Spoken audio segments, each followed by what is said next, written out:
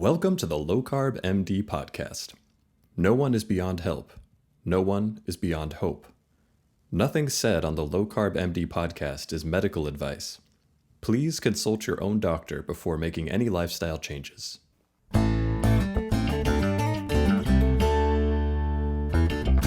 Welcome to the Low Carb MD Podcast. I am so excited. I have a Renaissance man, an author, a director, an actor. I really look up to this man. It's Vinnie Tortorich.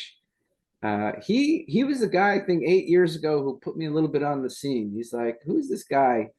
Let me invite him to my podcast and hear him out.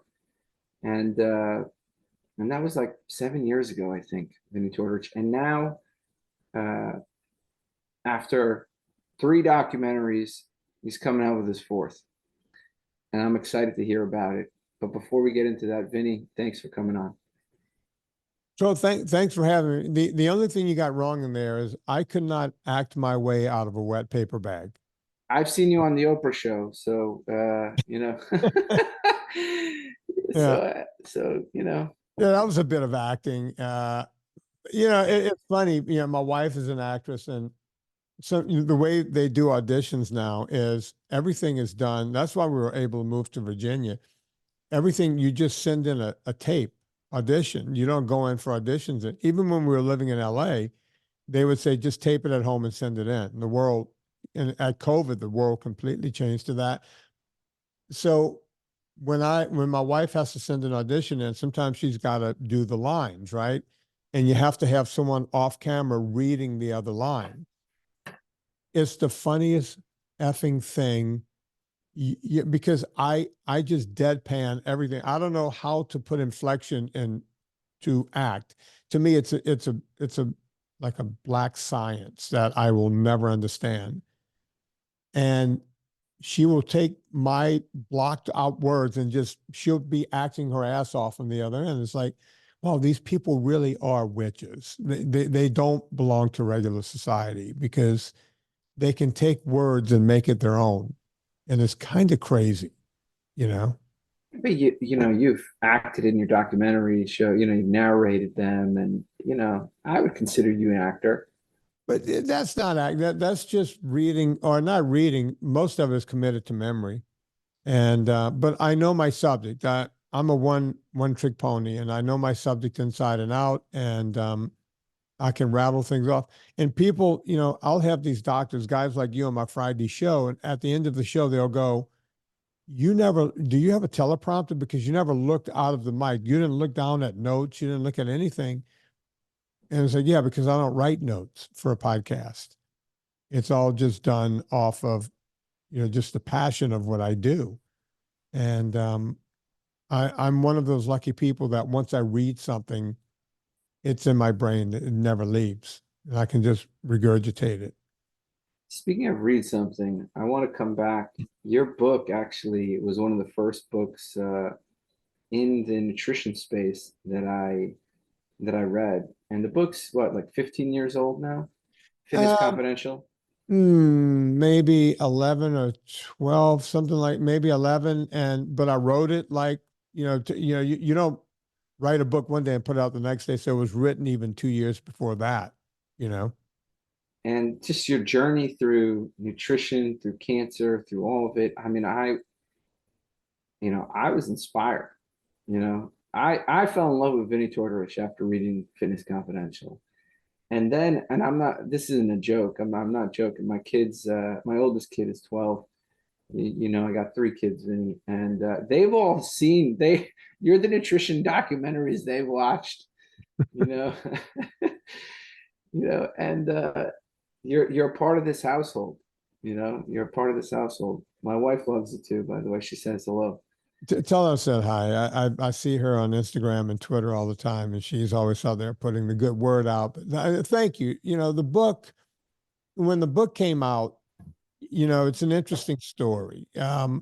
Fitness Confidential, it was being bidded on by a couple of the big book companies, Simon & Schuster, HarperCollins, just to name 2, but there was 2 or 3 more.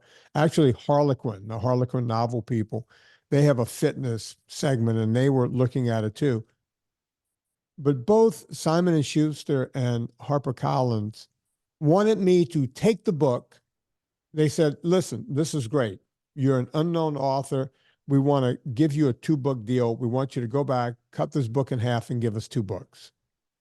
And I thought that was odd because both companies kind of offered me the same deal with similar money up front.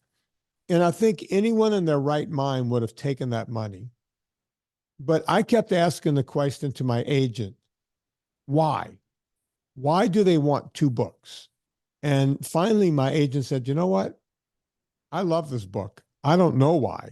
Let me find out. I'll get back to you. And she gets back to me and she says, the problem with your book is they don't know which shelf to put it on in a bookstore. And I said, well, what do you mean, what shelf? She goes, well, it's half autobiographical and the other half is this fitness book. So it's 2 books. So I said, well, hang on. The biggest problem the 2 biggest book publishers have is they don't know which shelf to put it on in a bookstore. Do they realize there's only one national chain of bookstores left? Period. You self-published, right? In the end, you self-published? I self-published, which is a smarter, before self-publishing was a thing. Now everybody's self-publishing. Yeah, and by the way, I didn't do a vanity self-publishing. Some people just want to put a book out to go, hey, I'm a book writer, and they go off and do speeches or whatever.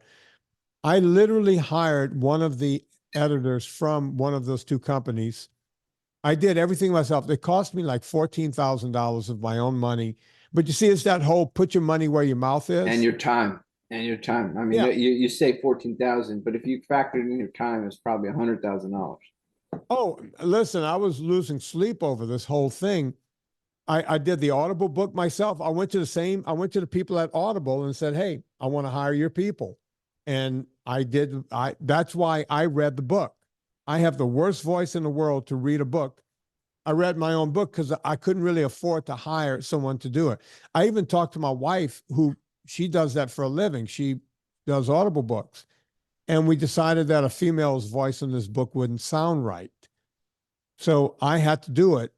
And, just every step of the way, getting it, getting all the stuff done, I put it out and the book just went crazy. It just went berserk. Now, remember at the time, there was no big fat surprise. My very close friend, Nina Teicholz. Gary Taubes had written Good Calorie, Bad Calorie, and I think Why We Get Fat was also out. That was it. There was no Perlmutter. William Davis had Wheat Belly out there, I think, or maybe he came out right. So there wasn't a whole lot on this, right? So it was kind of new material, if you will. But as you said, it told the story not just of health and fitness, but my own struggles with cancer and everything else. And I think that's the reason it still sells today, 11 years later. The book still, the first couple of years, it just sold like crazy, right? Now the book still sells in kind of a nutty way. And I think it's because cancer patients pick it up and go, okay, there is hope, right? This guy was supposed to die and he lived. So it's got that story in it. You know what? Can you talk a little bit about that? Because I called you maybe a month ago. This is before I went on the low carb cruise. And because I saw on social media that you sort of announced you're back in treatment. And it hit me, man. Hit me in the heart. And I called you up, but you're like, man, I'm good. I'm like, what? You're like, I've never been better. I'm working on another project. Don't worry about me.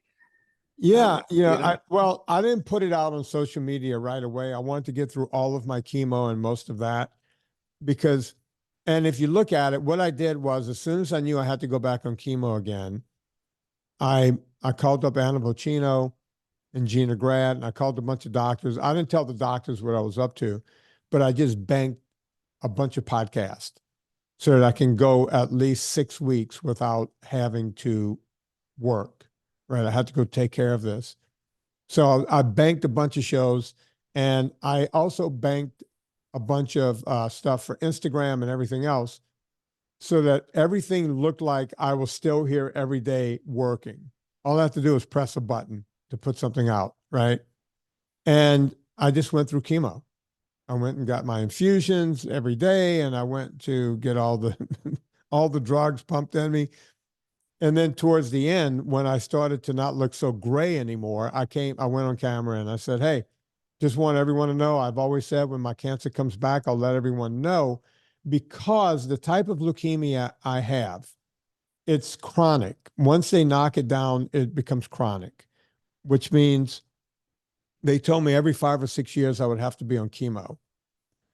And I made it 17 years. Now, there's not one doctor out there that's studying that, Tro. Not one. Not one person's going, wait, how did this one individual go 3 times the length that we thought he would go? And by the way, I took the same amount of cladribine that they gave me the first time. That's the chemo that they give me. And of course, they gave me the Neupogen shot, which is now called Neulasta. 17 years, everything changes. But they had me on 2 other prophylactic drugs that I had a reaction to. And I called my doctor and I said, look, I have hives all over my body. I feel like crap. And at first they gave me prednisone. So I called the doctor back and I went, wait a minute. You're giving me a drug to counteract a prophylactic drug. And he goes, that's right. I said, how about you just take me off the prophylactic drugs? And he looked at my blood numbers that had just come in that day. And he goes, wow, all of your numbers are coming back already. This is unheard of. I was supposed to be on these drugs for months. They took me off after 1 week because my blood was already coming back. Again, a 61-year-old man that went 17 years, a 61-year-old man where the margins are very clear, and I'm coming back. No one's going, what are you doing at home? What's different about you? Because no one cares about diet, right? And by the way, You can't even say diet and cancer in the same sentence in medical circles. You cannot even say it because they'll look at you like you got a tinfoil hat. Before we got on here, we were talking about topics we can't talk about. Yeah. In the medical circles, that's a topic you can't talk about. They don't want to hear it. And even Thomas Seyfried, who I've had on the show on my show several times, he'll say, look, food will not completely prevent cancer. A diet will not completely prevent it, but you can certainly cut it back, way back, and take a lot less chemo, which was my case, right? And you can prolong cancer. And in my case, I went 3 times as long. But no one cares. Not one person gives one F about that at all, which is crazy. Can I tell you a quick story, Vinny? Sure. Quick story. And I want to come back to your cancer journey because I think it's an important one to talk about. I had a family friend in Canada, and she's a young girl, okay? And very nice girl, single mom, daughter's 8 years old. Both of them are very overweight. She gets the incredible, shocking diagnosis of metastatic breast cancer. Oh. She goes to the oncologist. The oncologist says, you don't have more than a year. You don't have more than a year. And it says, we're going to do chemotherapy, this, that. And, standard treatment. And, she asks, what should I eat? And he says, doesn't matter what you eat because, you may not make it. She went and she did a strict ketogenic diet. She lost 90 pounds. Okay. Her daughter, who was overweight, lost weight. And she went through standard treatment, and they recently did a PET scan on her, and there is no cancer detectable. And she calls me up, it was like through a friend of a friend, and she came to me for advice, and I said, look, I was like, you got to do the standard treatment, but if I were you, I would there's no reason not to eat healthy right now. Yeah. And I said, when you go to the doctors, they're going to look at you they're gonna just look at you like you got stage 4 cancer. They're gonna take your hope away. And she was like, everything you said was true. They tried to take my hope away, but I wouldn't let them. Yeah. You know, she is cancer free right now. Her doctors don't know how it's possible to have a completely clear PET scan. I didn't believe it at first. Vinny, I didn't believe her. I was like, she must be missing something. I was like, get me all your records from Canada.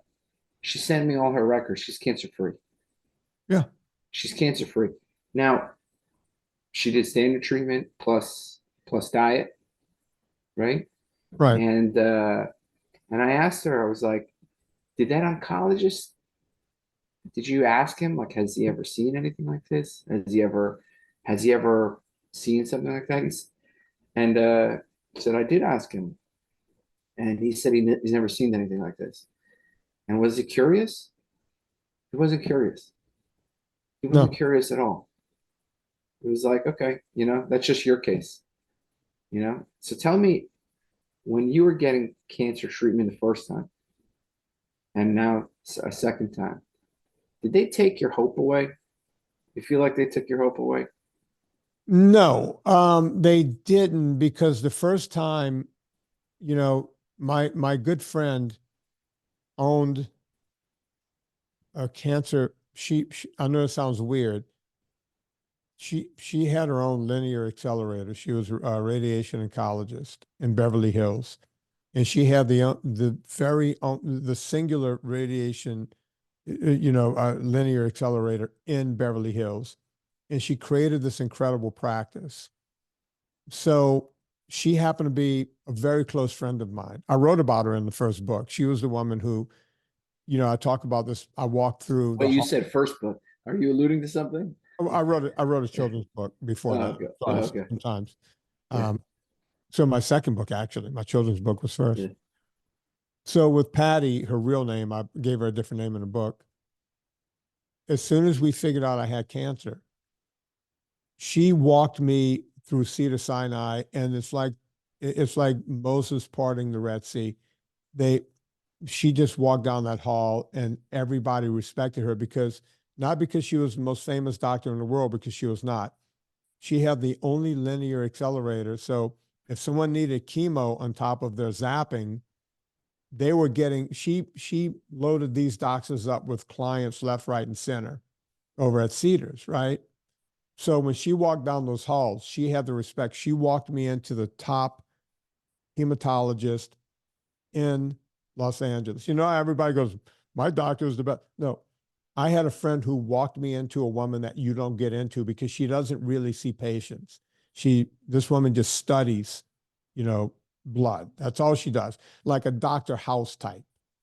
So I didn't have the normal experience the first time. I had a close friend who we still talk. I was on the phone with her probably 3 weeks ago. We talk probably 3-4 times a year.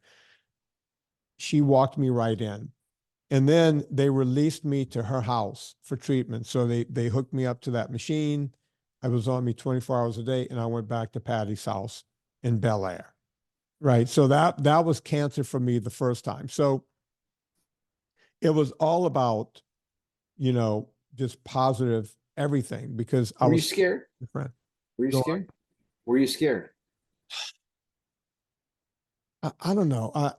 I was confused. I wasn't as much scared as I was confused. Right. I was like, wait a minute. I have a brother who weighs 350 pounds, and he gets a clean bill of health every single time he goes to the doctor. Right. I have another brother who he's been clean now for 17 years, but was an alcoholic.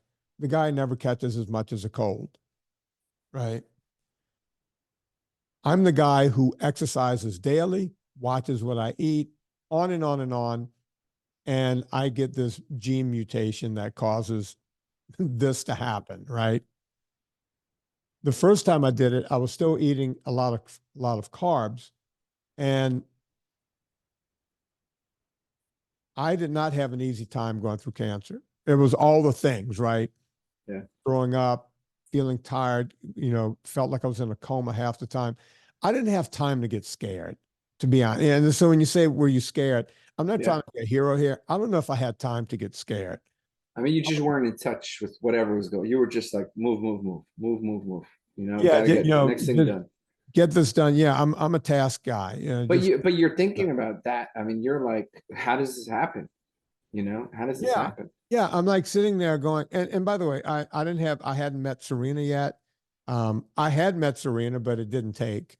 And I didn't have any kids. So I was like, man, I'm early mid-40s.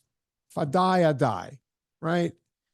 But it also sparked me to go, because I thought about death. It's like, shit, if I die, all the kids I went to a small high school, right? In Louisiana, right? In Louisiana. Yeah. Yeah. It's like, hey, whatever happened to Vinny? I don't know. He went out to LA and he rolled around on the floor with celebrities for a while. And oh yeah, did you hear he died? Right. I didn't really do anything with my life. And that was disappointing to me. I was this top-rated trainer that had all the celebrity clients, and I felt like such a failure. It's like I haven't done anything in life except take 20 pounds off of already thin women. And it just felt like I gypped myself out of life. So that was like a real, I don't want to say born again, but kind of a different moment for you right there. Like, what's Vinny gonna do?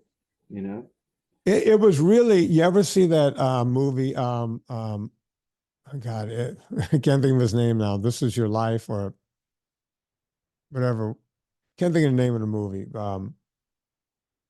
Yeah, maybe I'll think of it in a minute. But where he goes to heaven and he couldn't figure out, it was a comedy. And I just can't think of the name of the movie. But I'm sitting there looking at my life going, I haven't done anything. Right? I feel weird. And I told myself that if I live, I'm gonna just go out there and do it. Right? I'm gonna do anything and everything. And sure enough, as soon as I was out and living again, I walked into the same Starbucks that I had met Serena in maybe 8 or 9 months earlier. Saw the same girl, had another conversation with her, ended up getting a date that time. So I was like, oh, my life is turning around. This woman blew me off the last time, and now she's willing to go out with me, right? And, little things like that started happening where it's like, maybe I can do this. And I started looking into the internet because at the time, no one had a smartphone. Everyone had the BlackBerry. BlackBerry, yeah. And then everyone started getting just the glass. And I remember, I'm going to name drop here, but Howie Mandel had one of the first iPhones I saw. And I was like, wait, you're just touching the glass? There's no buttons? And he was laughing at me trying to use my big fat thumbs on the thing. He got the biggest kick out of that, right? But as soon as I got a cell phone, I went, okay, I can put information on the internet and I can start helping people. And that was the beginning of everything, playing with Howie Mandel's phone. It's crazy. I'm just trying to put myself in your shoes. You had to face sort of mortality to really let you think, how can you affect humanity?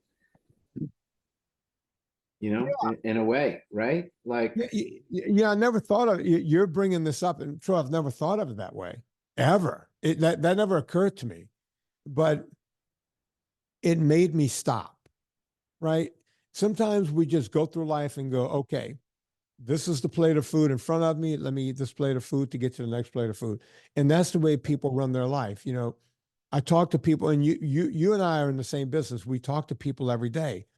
And when you talk to them about diet and exercise, they go, oh, you don't understand. I got kids. I got to get them off to school. I got to do this. I got to go to work. I can't really think about, I need what's easy. You don't understand. That's why I eat the bars. And that's why I drink these shakes. And, but that's why cereal is so easy, and all this different minutia. And once they tell you, look, you're going to die or you have a chance of dying, all of that goes out the window, right? Because now you have a single purpose. Work doesn't matter. Getting my car fixed so I can go to work doesn't matter. Nothing matters, right? Because if I don't beat this, I don't get to do anything else. Right. And it's tough to give people that inspiration. You know, people ask me, we just did our 1 year results. We're publishing a Vinnie. If I told you our weight loss results, you know, I was thinking about maybe I should call myself the celebrity doctor, because our 1 year weight loss results is 15.5% at 1 year of Wow. weight. And if you Wow. know anything about sort of weight loss results, that's like beyond top tier. This is, if they ran Ozempic versus our clinic, they would, that Ozempic wouldn't have been approved. Right. And and people ask me, what's the trick? Like, how do you, what's the secret? And like I spelled out the framework. People are like, I want you to know. Let me give you the blueprint. So in our paper we just submitted, I literally explained everything we do in our clinic so everybody can go copy it. Because I don't care. But the one thing that I think doesn't scale is people actually giving a shit. People actually looking at them and saying, you deserve health. Like, you may die. Your family's going to miss you. Your daughter's going to miss you. Your wife's going to miss you. You know, what do you want to do right now? And do it in a way that doesn't make people defensive.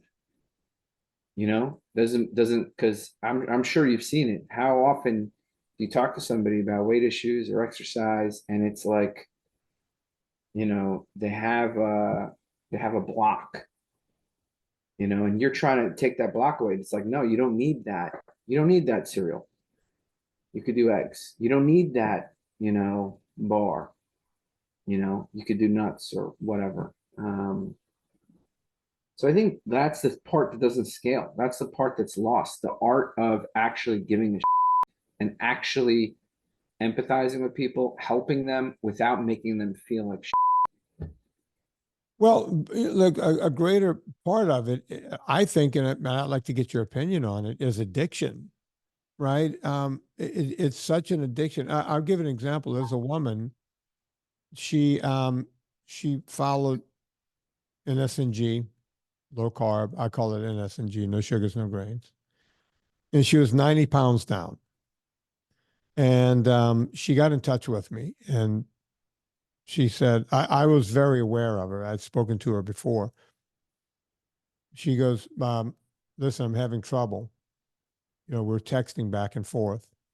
And I said, what's the problem? She goes, I've gained 9 pounds back.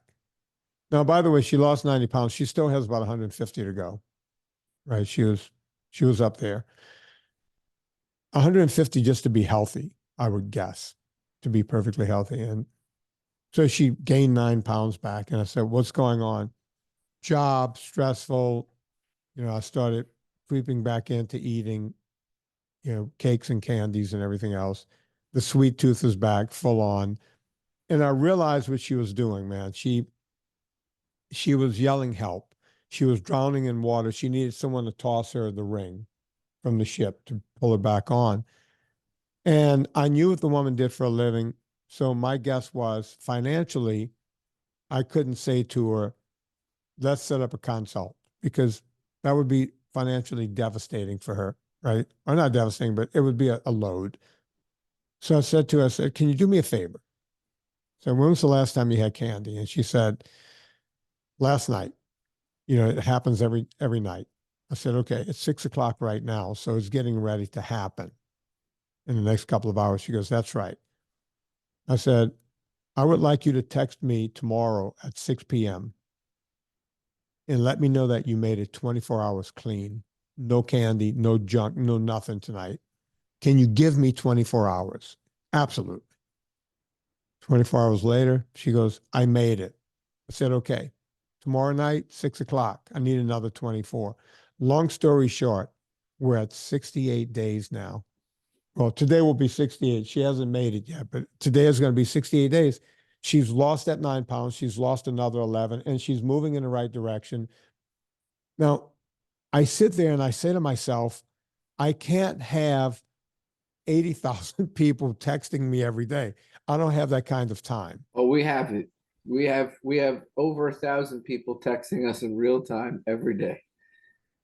I love that. I love Yeah, that you're doing we that. got it. But can I tell you what you're describing here is the art of giving a Yeah, that's it.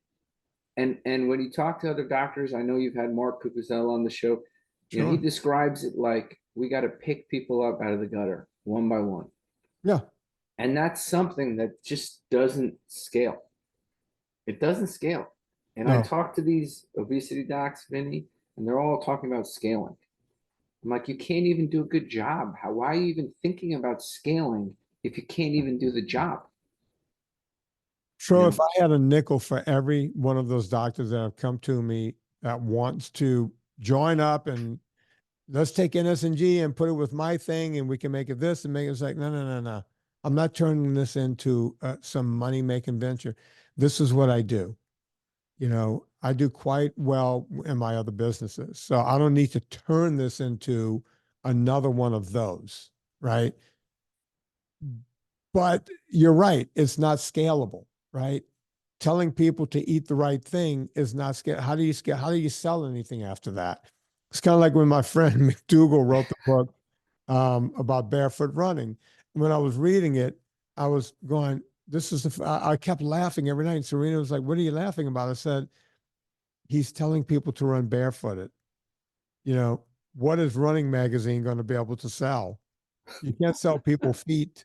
They already have feet. You know?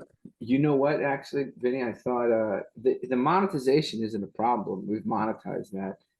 I think the biggest barrier is actually it is hard to really know, like that person that just came to you.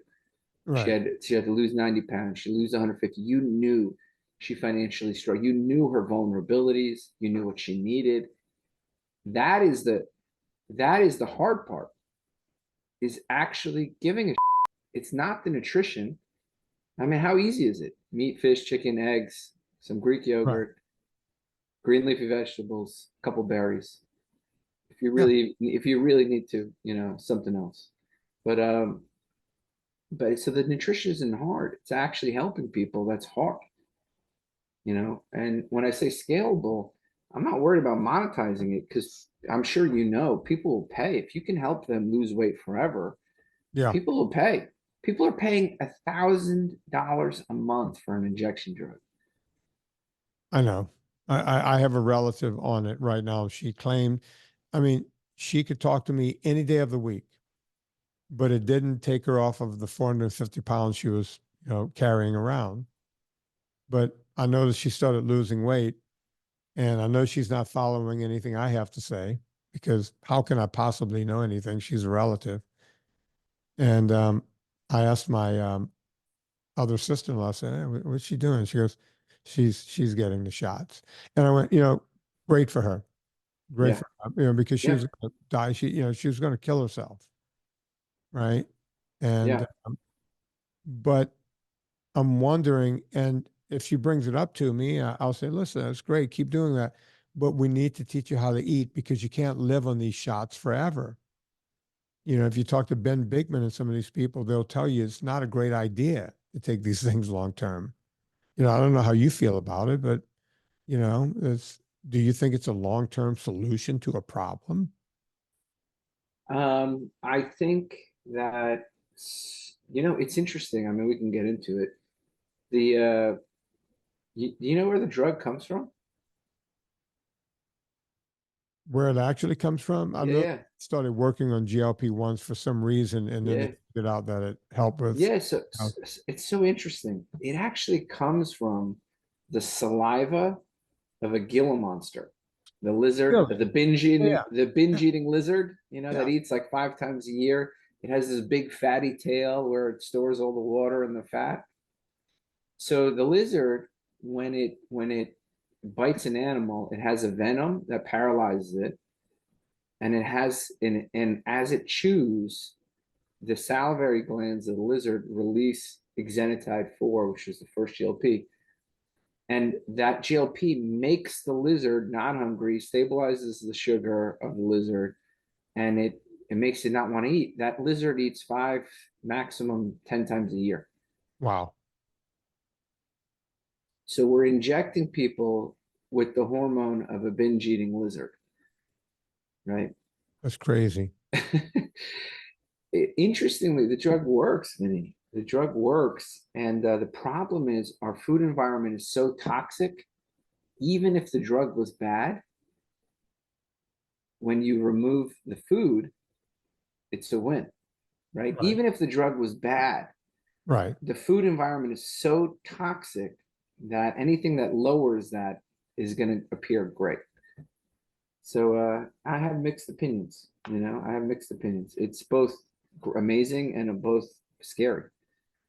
But I think it comes back to doctors taking away people's hope and saying, "Here's the solution." Here's the solution, and ignoring diet. Ignoring diet. And I'm wondering, this time around, were your oncologists, like, were they curious? Were they, because now I know you're not in Hollywood, right? Right. You're not in Bel Air, so you got a whole new Right. set of doctors. Were they curious how you made it 17 years? No, no. And by the way, I have a great oncologist. He's at UVA. The guy's very fit. He's mid-50s, very fit. Turns out we row at the same row house, rowing club. And so he's a very fit athlete, super nice guy, and really on the ball. I checked him out 8 ways to Sunday. He got highly recommended by another friend of mine. So I did a little doctor searching once I knew I had a problem again. Yeah. And so you really seek out good people to help you out. Yeah, I don't just go to, so once I went, okay, this is back. And now I have to find who I think is the best guy. So, look, people spend more time trying to find running shoes on the internet than they do choosing a doctor. Bottom line, anything people will do analysis paralysis on everything on the internet before they buy something. Yet they'll just go to a doctor because he's got DR next to his name. And as you know, Tro, not all of you guys finished first in your class. Someone had to finish last, right? So I went through a bunch of steps to find a good guy. And I really, once you find someone that you're confident in, I go to this guy, he looks at the numbers. He's the one that did the bone marrow biopsy and went, yep, here it is. It's back. And this is what amazes me about you, Vinny. You're getting bone marrow biopsies, chemotherapy, while you're producing movies, while you're producing podcasts. Yeah. I mean, you are, I wish I had, if you can give me an ounce of your work ethic, I'd running businesses, coffee, vitamin, like, you are like, I want to steal some of that hustle, man. So the world doesn't stop and wait for you. The world just keeps going. So, I would do my work, go get a bone biopsy, come back home, and my wife would go, "You want to take a break? You want to, get in bed for a while?" It's like, get in bed. I got a mound of work downstairs. Now, my basement is my office, and I need to get back to work. But I think that also helps me not think about what's going on. But getting back to the doctor, and it's like you have to be confident in that person, right? And I was very confident, and he was good about getting my all of my old records from Cedars-Sinai from the other doctor, and he looked at everything. So he had everything right in front of him, right? And we discussed it. I said, look, last time they had me on cladribine, they had me this, and that, and the other thing. And he even said to me, he goes, wow, you seem to have a lot of knowledge. I'm like, yeah, but this is what they were doing to me. I remember it. He goes, you remember exact cladribine? I said, yeah, this drug they gave me. How do you forget the name of the poison they pump through your body, right? Yeah. And he goes, yeah, we're going to use that same protocol, but we do it a little different this time. We don't pump it 24 hours a day. We pump it every day for 3 or 4 hours. And we do this, that, and the other thing. So it was very similar. So I knew what was coming up. I knew what was going to happen. The one thing that bothered me was my friend Gina Grad, who does the Wednesday show with me, her dad had exactly the same cancer I have, same drug, and he died. He died of it. The biggest problem with this form of cancer is you can die of an infection. Anything can come in and take you out because your neutrophils are zilch. Your white blood cell count is nothing. As I said in my book, your blood is basically Kool-Aid. right? There's no real blood value there. So he was he asked me, he goes, "You seem to know a lot about this." I said, "Yeah, yeah, I'm just an armchair nerd, and figured a few things out."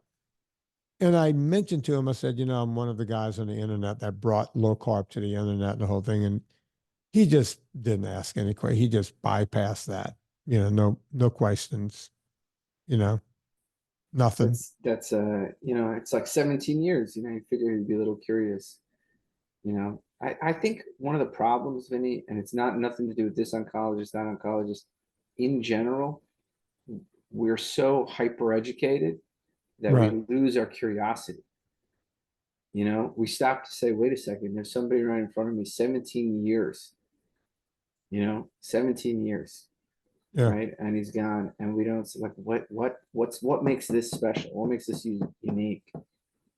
And what makes your story even more impressive is just how do you do another documentary, throughout all this, like your work ethic is just insane, man. You pump out podcasts, like it's just so impressive, Can you teach me your ways? That's what I want to know. Yeah, I don't find it that impressive because I'm not like, Oh, come on, Vinny. I'm not doing anything off in left field, right? I already know my subject. And then you sit around and you go, okay, I can either take this information and put it in a book, or I can take this information and say it on a podcast, or I can just get on camera and do a documentary, right? So Yeah, it's the come same on. information. You're being humble, man. It's not easy to do what you do. Let's put it that way. No, but what is? I mean, anything worthwhile doing is, it's just you just do it, right? It's like, look, I'll tell you something What that does your wife say about your work ethic? That's what I want to know. Does she say speed up or slow down? I think she looks at it and because she's British and they basically, as they go, get on your skates, get on your bike, mate, just keep moving. She's kind of the same person. She wakes up every morning and the old saying on the Serengeti, every time the sun comes up, you know, you have to be at least faster than the slowest zebra, or you're going to get eaten, or you have to be faster than the slowest lion, or you're not going to be. The truth is, when you wake up in the morning, you better be running, right? Yeah. And I think that's why she and I get along so well. We wake up in the morning, and it's just we just start running, and What time do you wake up? I wake up later than I used to. Most of my life, I woke up at 4:15. I think that's what gave me cancer. I was one of those 4 hour a night guys. Yeah. And I think that's how cancer crept in the first time, to be honest with you. Yeah. And now I don't I go to bed really late, Tro. I go to bed 12:30, 1 o'clock.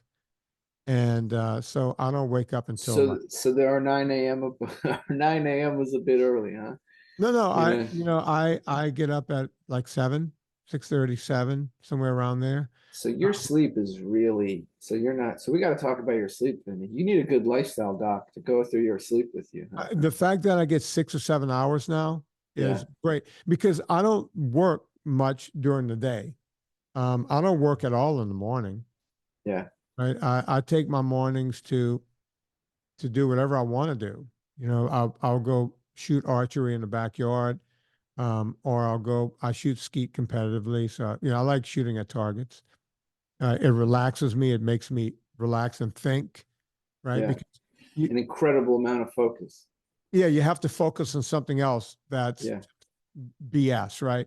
It's bullshit because I'm not even shooting real birds. And I always say my grandfather would come back and if I tried to explain to him, go, listen, because he was Depression era, if he had 5 shotgun shells, he better come home with 6 rabbits somehow, right? Yeah. Or they're going to starve. And I just go out and shoot 100 rounds of ammunition in the morning at clay. And I think to myself, what would he be thinking? But you'll go, that's pretty extravagant. You go and you do that. It's like, yeah, I need that downtime, not thinking about vitamins or coffee or the food company. I just need that time to clear my mind. And it's usually on a drive back home where I'll start going, okay, what's facing me today? what do I have today? Oh, and I like this idea. I thought about, I had this idea when I woke up. I want to, maybe I want to do this thing, dirty keto, right? Or whatever the thing is, right? Yeah. Beyond possible, something that just keeps gnawing at me so that by the time I get in my My office, kids loved Beyond Impossible, man. They did loved they it. really? Yeah, That yeah. was My my kids. favorite one. I know that, fad of documentaries like the one that was the biggest of all of them, but my baby is that one. So tell your kids thank you. Yeah. But by the time noontime You comes, got them into nutrition. Now they all like get around. There's like a really, they're into nutrition documentaries now. They've watched all like there's some Netflix one on the history of American nutrition or whatever, and yeah. McDonald's and Kellogg's and all these people and but they started with Beyond Fat and Beyond yeah, they started with your documentaries. Well, one of my heroes just died the other day. The guy that did um, what was the movie called? Supersize Me. Oh yeah, Yeah, yeah. he It's a passed away. shame from cancer, right? Yeah. Yeah, he had. Somebody told me he had an alcohol issue, although I don't know. Yeah. Yeah, the poor guy dies, and they go, oh, he lied about his alcoholism. You know what? I get it. You want to talk addiction, that's up there. But getting back to, how I get it all done is I take the mornings off. I have an espresso machine right back there, right on. I have a whole coffee bar right there in my office. I come in. I heard it's a Costa Rican bean. Is that true? I have a lot of different beans. Yeah. I get them from all over the world. But one of my favorite beans, my honey processed, comes from Costa Rica, which makes a horrible espresso, by the Does way. it? Oh yeah, because it's I lightly roasted. I just go past first crack, and it just doesn't make a great cup of espresso. But my double French, which I think you might be able to even see in this photo if you look back. Is that what it is? Back, I do see it. Yeah, So yeah. so double French, that's got to be one of the darkest roasts, right? Oh, it's so oily and thick, and it makes a real creamy, great espresso. And I have this great Italian espresso machine back there. And I'll go because, the art of making espresso is not like putting a pod in a machine, right? Everything for me is the process. Grind the beans, smell the coffee, get that perfect press, right? To Yeah. make the perfect puck. And then, you see this beautiful cup of, this ounce and a half, 2 ounces of espresso, because I like making doubles. And it's all the process, and you smell it, and I'll come sit right where I am right now, right? And I write everything. Pens, notes. By the way, all of my notes. If you think I'm kidding, these are scripts from when Serena has to read lines. I probably have an inch of scripts here because she's reading scripts all the time. I write on the back of them, and I scribble notes everywhere on the back. Saving paper. Yeah, Yeah. she knows that when she's done with these scripts, drop them on my desk, and everyone laughs, but I still write with fountain pens, like I'm writing with a quill. It's Vinny, you know what's funny? I'm not diagnosing you, but I'm actually commiserating with you. Your brain, it's funny, I just relate to your brain so much. Like it's like might as well be my brain. We have what modern day people would call ADHD. We are right. like thinking 50 different projects at once. And that focus you have when I don't believe in, I don't like the way mental health is treated. I personally have a hyperactive brain. I'm thinking about what projects to do, how I can help people, what I can do better, what I can do more, what I can Do do you next. do you jot it down? Do you jot Of course, everything? yeah. Otherwise, it's gone, right? You Yeah, have to write it down. it is very important to write it down. And I don't know if you could see this, but when I write notes, some of them are written that way. If you notice, this is upside down, and they're written that way because it's a different thought. So if I have a different thought, You got to change this. Yeah, of course, man. You got to I have change. to turn it over, or it's going to get lost. And sometimes it's written sideways on the piece of paper. And if I showed you all the papers around here, if any psychiatrist or psychologist came in here, Yeah. they'll go, "Oh, he's a madman. Well, let me tell you, you are a madman, but look at what you've accomplished because of it. And the thing is, I think you're powered by ketones. That's it. That's the reality of it. Yeah. You're powered by ketones, um, and you have the will and the drive, man. You inspire me. I want to know more about this movie, though. I want to know more about. I want to know because, you know, um, the industry. It's funny. You go to the supermarket. You go to the supermarket now, and I didn't mean to take a hard left there, Vinny, but you go to the supermarket and you see Duncan Hines has a keto thing. They have a keto cereal made with pea protein, and they have and who knows what else, carrageenans and whatever.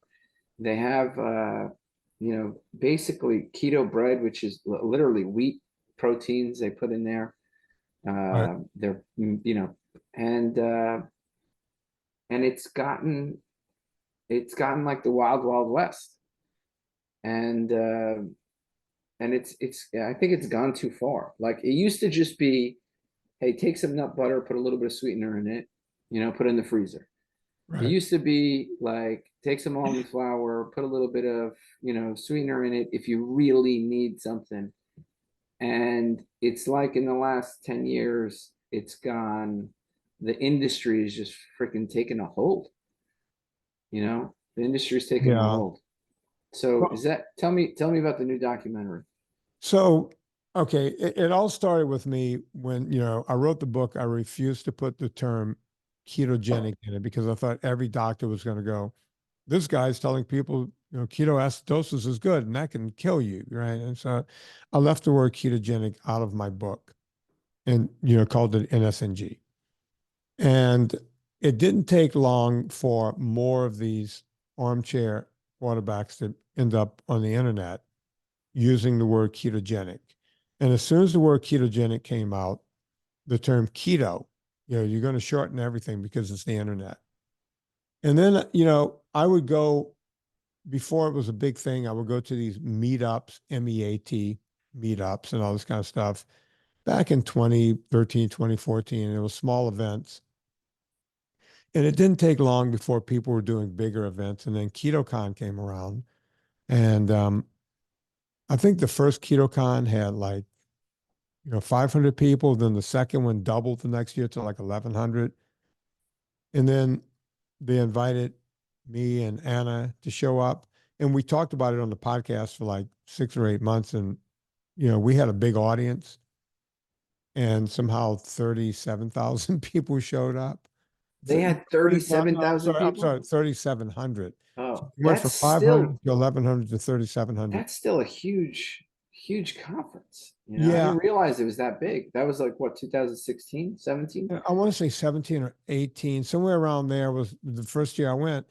And they were happy to have us because we brought a big crowd in. We basically helped them more than double, triple their event in 1 year. And What's sad is that they don't even get 500, I don't think now. well, we'll get to that in a second. But Yeah. when I went on stage to give my talk that day, they had a stadium that, like stadium seating that held like 700. Yeah. And they said it became a fire hazard because people were just crowded in. They think there was more than 1,200 people in that area because I showed 17 minutes of the movie of Fata documentary. And then I went up there and did a dog and pony for another 30 or 40 minutes. But one of the things I said when I was up there was, listen, the people out there in the general area with the booths, I'm not sure that all of this fake sugar stuff and I'm seeing all this stuff that's not the way to go. You really have to eat whole foods. There is no way of eating junk foods and getting away with this. And that Your was, body needs nutrients first and yeah. foremost. And then whenever I went to any other convention after that, it was the beginning of the end because I would say, listen, don't eat all that crap out there. So they would literally say to me, could you leave that out of your talk? And I would say, yeah, sure. And I would go up and say it again. Um, because I'm not going to lie to people. These people, my whole thing at the beginning of every podcast is your good intentions have been stolen and I'm going to help you get them back. And that's the pretense to all my documentaries. So when it comes to Fat Documentary, I was at the big food show in LA because I have a foods company. And every food this one year, 2019, was this reimagined, that reimagined. Everything is reimagined, right? Every company, fake fish and fake chicken and fake meat and fake everything. And from that, I got beyond impossible. But I also had this gnawing thought that I started seeing terms like net sugar and net carbs. And they were talking about this as if it was something real, as if you can just automatically subtract fiber from total carbohydrates. So, to give your audience an idea, if you have something that has 20 grams of carbohydrates, but it's got 15 grams of fiber, you can say that it's net carbs of 5 grams, which makes no sense because when the carbohydrates hit your liver, it doesn't care how much fiber is there, right? Fiber doesn't go to your liver, Troy. You know that as well as I do. It goes into your intestines, right? So all of this is still going to your liver. It was made up out of whole cloth. And the same thing with sugar. Like I started seeing them subtract fake sugar from the total, right? I'm like, can this possibly be real? And when I went down that rabbit hole, it turned out it was very real. And that was the beginning of me thinking dirty keto. And then you start thinking of all the other crap they start putting in these products. And then the term Keto Certified came along. Is that a term? I don't think it's who's certifying that term? Oh, Trey, I know you were on vacation and you didn't get to watch the movie yet. Yeah. The Truth is Stranger Than Fiction. When you see it, as a matter of fact, I'm going to send you a link tonight so you can Who's watch certifying that term? it. Okay, I'll tell you. Certified keto, you could get that stamp put on food. And I looked into the group because that's what I do. Right after I have my espresso, I got time on my hands and I got a lot of energy. It was one guy was a cage fighter. One guy was a talent agent in Los Angeles. One guy worked, it was just 4 or 5 people who said, hey, let's come up with the term certified keto and sell this to these companies. So you can basically be selling a bowl of sugar. And if you pay these guys, you can stamp certified keto on it.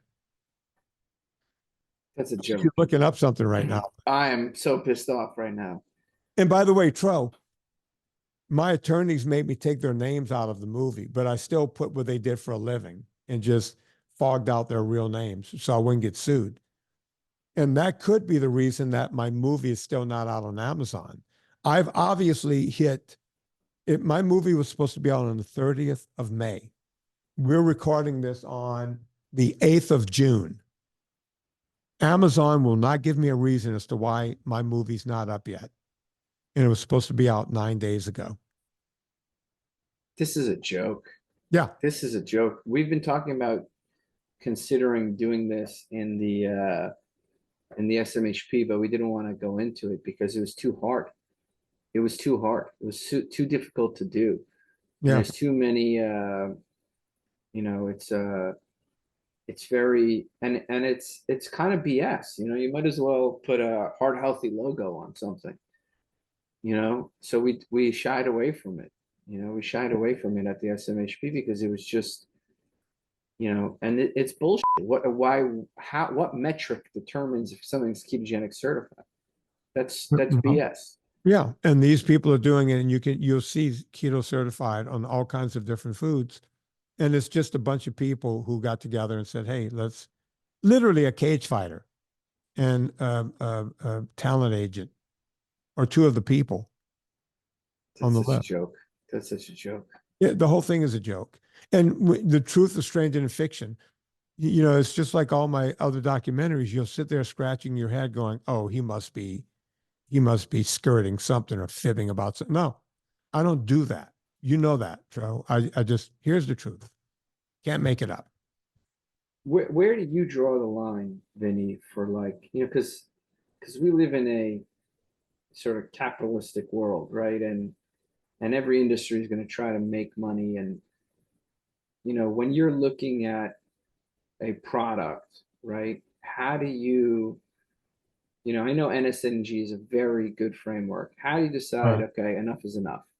Enough is enough. When you're looking at that label, like, do you have, what's your simple strategy that you use? Is it 5 ingredients? Is it, what's your, I know you wouldn't eat any of this stuff, Yeah, look, I eat 1 ingredient foods, right? Yeah. There is no 5 ingredient. Probably the only thing I ever consume that's got more than 1 ingredient is ice cream, which happens twice a year, right? Yeah.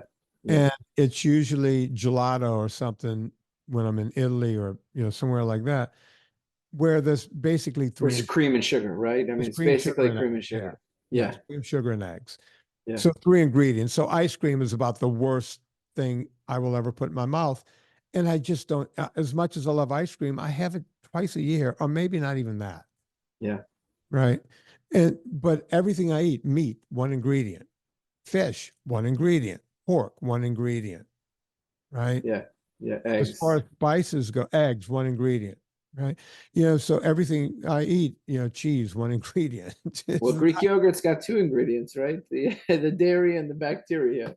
But Yeah, yeah. Yeah. but that's about it, right? Yeah. And as a matter of fact, this morning I had kefir, and people, what do you drink besides water? Well, I put kefir in a cup and I poured Pellegrino in, so I mixed Yeah. it. Oh, that's amazing. Yep. Yep. Yeah, And put some ice in it. It's awesome. yeah, Yeah. I got that from it's a Middle Eastern thing that I got from a friend of mine who's from uh, uh, Yeah. Tehran.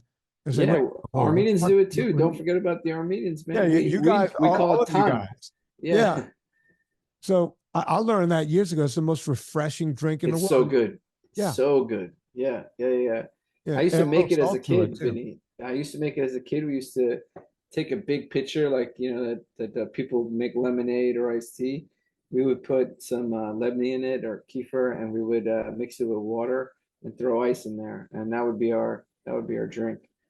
But then we would do the pachlava and the pita bread.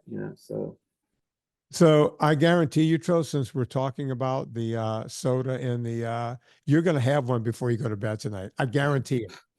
You're going to tell your wife, honey, I need to go and get some kefir right now.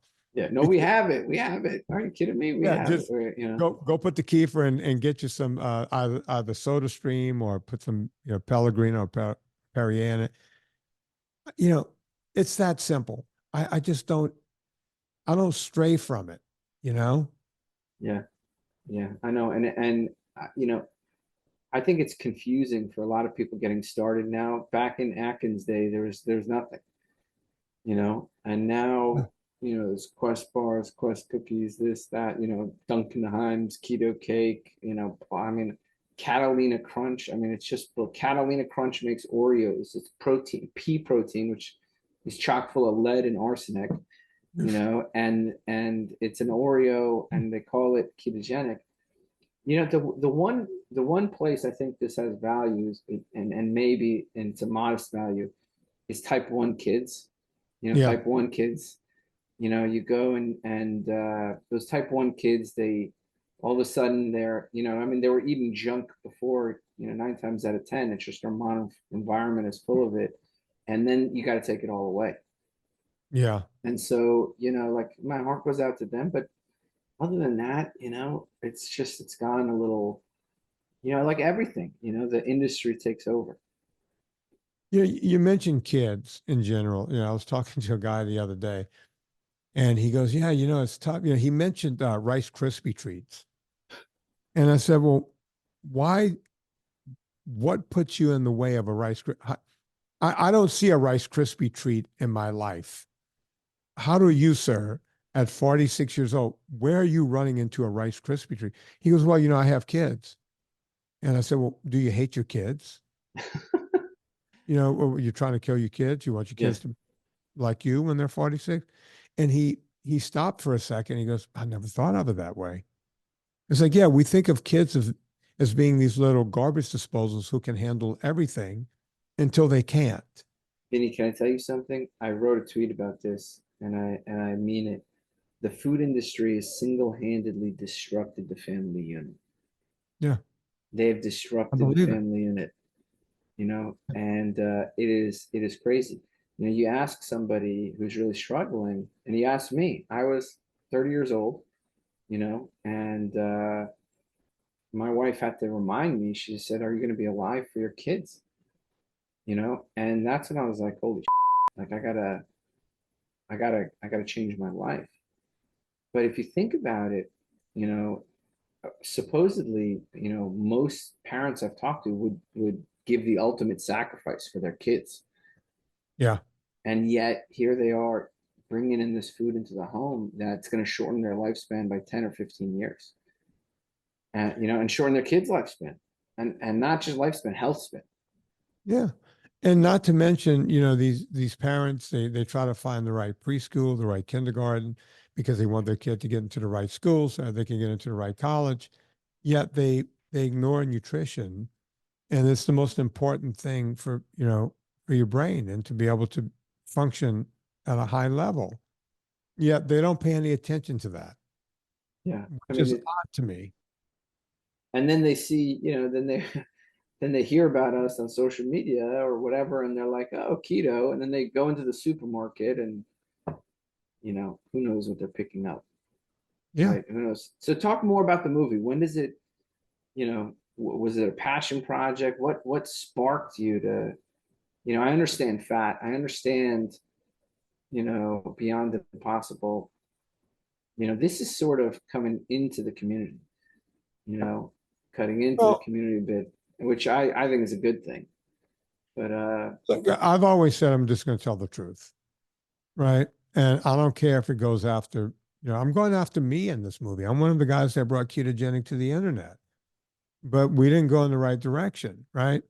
It's, how did I come into it? It's the frog in a pot of boiling water, right? You put the frog in the water and, he's comfortable swimming around, and you turn the heat up a little bit and he goes, "Oh, it's getting warm in here." And, he just, before long, he's boiling to death. Well, that's what happens to me. I see Keto Certified, and most people are looking at, death scrolling on TikTok or something. I just get curious. It's like, Keto Certified. Let me just go Google that. Oh, really? So out comes the quill and a piece of paper, and I just start jotting down notes. And then 3 weeks later, someone says something about net carbs. And I go, let me just do a deep dive on that. Out comes the piece of paper, the Google machine, and the quill. And that's the way it starts. And then one day you're looking around going, okay, I have a lot of notes. Do I do a YouTube video on this? Which YouTube, I'm censored by YouTube, so they don't show my YouTube to anyone. So I'm not going to do that. Do I write another book? Well, that takes a couple of years to get a good book out, right? Or I can sit here in front of a camera in a denim shirt, comb my hair, and start talking. And that's what I do. And then after I have all of these notes talked into that camera, then I go, okay, now we need to start editing. We need to start figuring this out, filling it in. So it's the frog in the boiling water. I just start off Googling stuff and then get interested in the subject. And before you know it, I'm doing the documentary.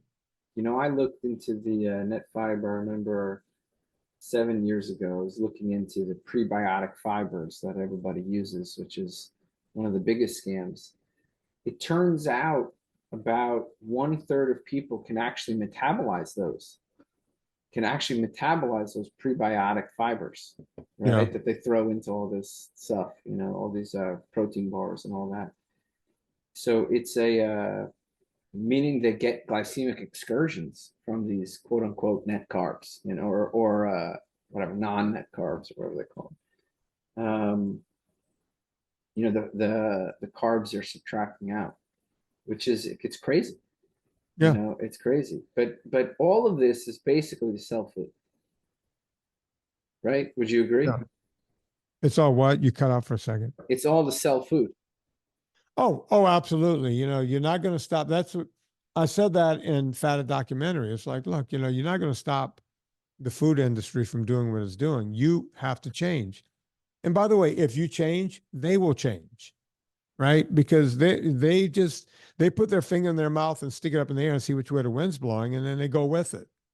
They don't care, right? So you have to care. They're trying to make money. You can't begrudge them.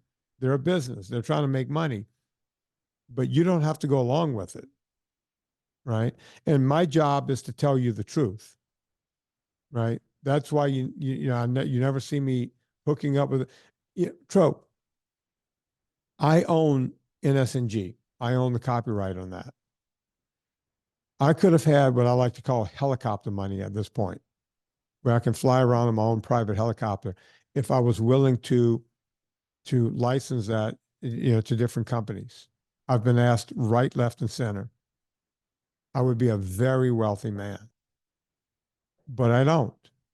Might be stupid on my part, but I don't, because in every one of the contracts I've been handed, when my attorney looks at it, he says, this product is clean right now, but they can use your NSNG and the very next day change the formula, and you have no rights because they've already paid for it. Can you imagine? Even the rules of that can be, you could take, you can be no sugar, no grains. Well, okay, allulose and, well, I guess, and wheat protein, Right. You know what I mean? Like they'll find a way to abuse it. Like the minute you set up rules, you have people who are thinking about, how do I circumvent those rules? Yeah. So it's just the nature of the beast. How do people find the documentary? Where it's going to be on Amazon? I know all the other ones are on Amazon. Well, Right. this is the first one I released myself. The last three were all released through Gravitas Ventures. I stupidly decided to release this one myself. And I said, okay, I'm going to start on Amazon, just put it on Amazon just to get some good reviews, get everyone following it, on and on and on, right? So that was the game plan. It was supposed to come out on the 30th of June. It's not out yet. That's why I'm hoping you'll hold this podcast until it comes out. I don't think anything nefarious is happening. I would like to believe that Amazon is just backed up on reviewing movies and getting them up on the site. So I'm hoping that it comes out today or tomorrow or very soon.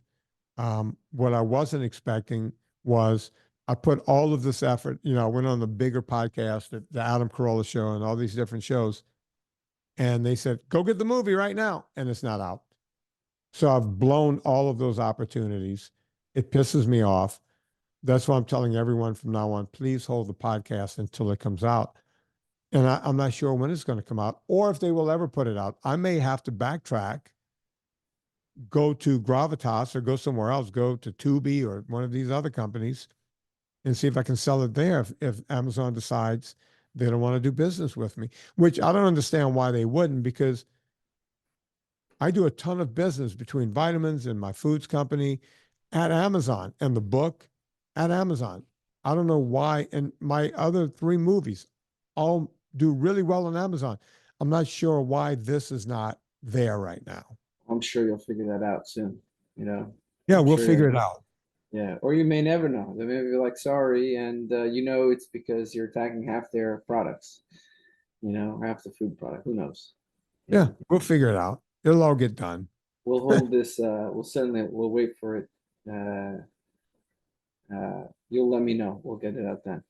Yeah, I'll keep you posted. All right, Vinny. Thanks for coming on. Thanks for having me. It's always a pleasure, man. I could spend hours here with you, and my wife would be kind of pissed off. If you enjoy the show, please consider supporting us on Patreon by going to lowcarbmd.com.